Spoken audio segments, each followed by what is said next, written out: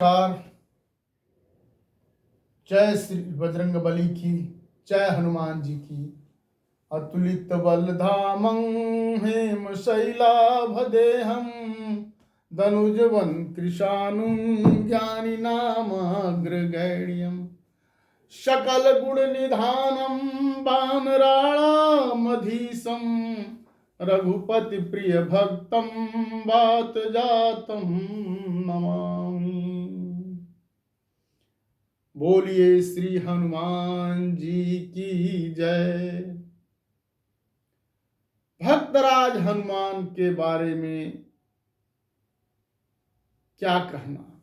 वो भक्तराज हनुमान हैं और भगवान श्री रामचंद्र जी उन्हें भरत जैसे भाई की तरह मानते हैं और उन्होंने हनुमान चालीसा में कहा भी है। तुलसीदास जी ने जो हनुमान चालीसा की रचना की तो उसमें भगवान कहते हैं हनुमान जी को, तुम मम प्रिय भरत ही सम भाई।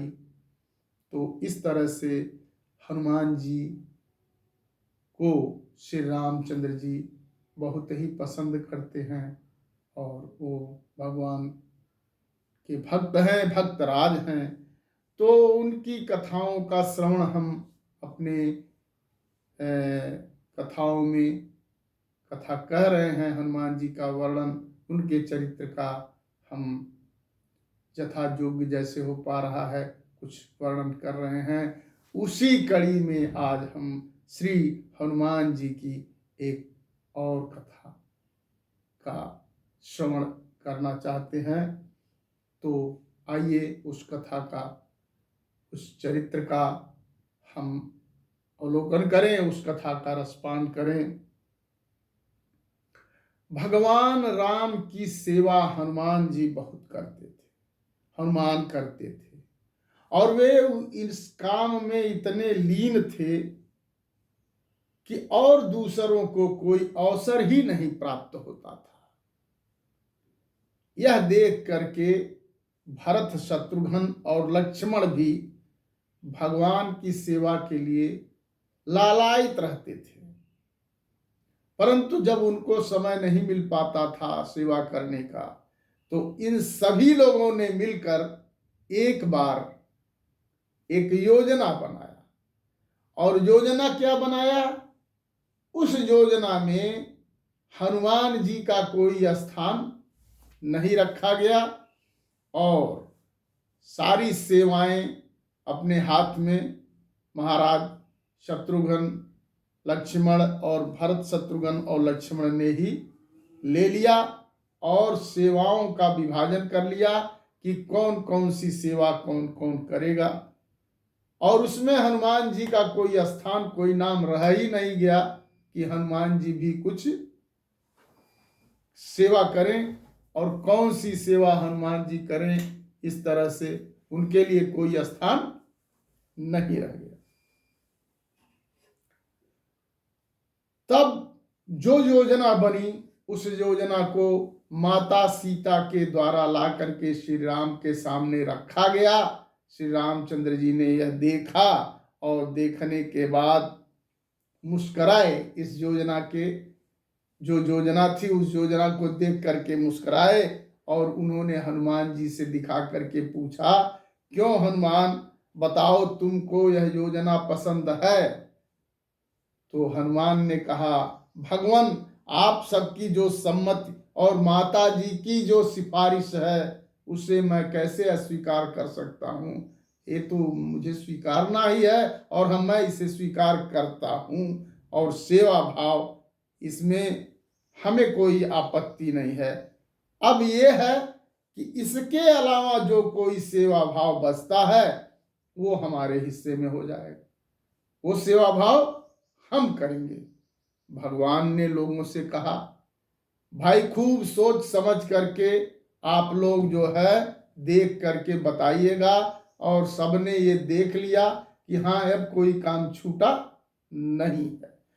तब हनुमान जी ने ये सब की बात मान ली और यह योजना सरकार भगवान श्री रामचंद्र जी के द्वारा मंजूर हो गई। और इस योजना पर यह हुआ कि इसमें हनुमान जी का कोई रोल, कोई भाग, कोई सेवा रह ही नहीं गया।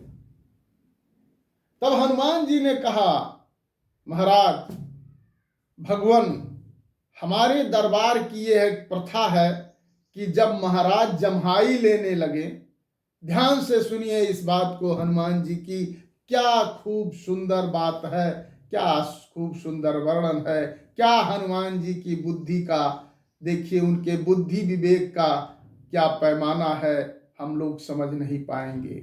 और शत्रुघ्न, भरत, लक्ष्मण इत्यादि किसी ने नहीं समझा। और हनुमान जी का ने कहा कि दरबार की यह प्रथा है कि जब महाराज जम्हाई लेने लगे तब चुटकी बजाया जाए, चुटकी बजाया जाए, क्योंकि उनको जम्हाई न आने पाए। तो सो यह काम मेरा है, तो चुटकी बजाने का काम मेरा रहेगा। सबने इसे छोटा काम, साधारण सा काम समझा और भगवान ने भी हंसकर उन्हें स्वीकृति दे दी कि भाई चलो ठीक है, कोई बात नहीं है। हनुमान को सेवा के संबंध में कितना सूक्ष्म ज्ञान है, भरत जी यह देख करके, समझ करके बिल्कुल हैरान हो गए, अवाक हो गए, और उनके समझ में नहीं आया कि हनुमान जी वास्तव में कितना ज्ञानी है।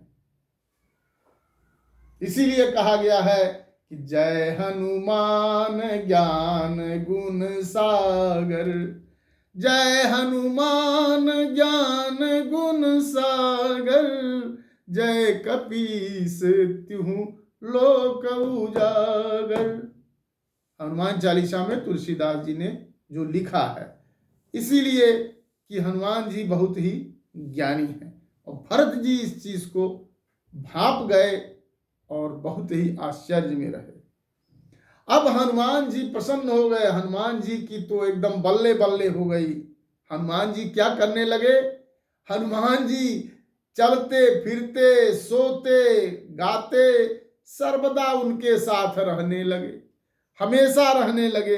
जब भगवान कहीं चलते थे तब भी उनके साथ रहते थे, कहीं वो रहते थे तो थोड़ी दूर पर खड़े रह करके भगवान रामचंद्र का मुखचंद्र निहारने लगते थे।